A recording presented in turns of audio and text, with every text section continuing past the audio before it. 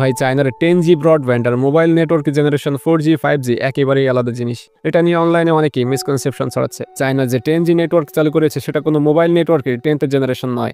চায়নার এই 10G হলো ব্রডব্যান্ড ইন্টারনেট স্পিড, অর্থাৎ 10 গিগাবিট স্পিড। আবার অনেকের ধারণা অনেকটা এরকম যে মোবাইলে 4G বা 4th জেনারেশন আছে, এর মানে 4 Gbps ইন্টারনেট স্পিড, আর 5G বা 5th জেনারেশন আছে মানে 5 Gbps স্পিড সাপোর্ট করে। কিন্তু না, ব্যাপারটা এমন নয়।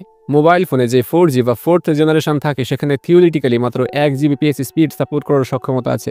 তবে রিয়েল ওয়ার্ল্ডে 4th জেনারেশনের মাধ্যমে 100 Mbps বা এর থেকেও কম স্পিড পাওয়া যায়। কিন্তু আবার যেসব মোবাইল ফোনে 5G বা 5th জেনারেশন রয়েছে সেগুলোতে থিওরিটিক্যালি 10 Gbps থেকে শুরু করে 20 Gbps পর্যন্ত স্পিডের ক্যাপাসিটি রয়েছে।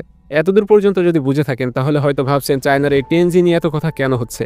কারণ মূলত globally Norway, US, South Korea, China আর জাপান মাত্র এই কয়টা দেশে ব্রডব্যান্ড নেটওয়ার্ক স্পিড 7G এবং 8G পর্যন্ত ছিল। তাও আবার এগুলো প্রাইমারি পর্যায়ে বা টেস্টিং পর্যায়ে রয়েছে।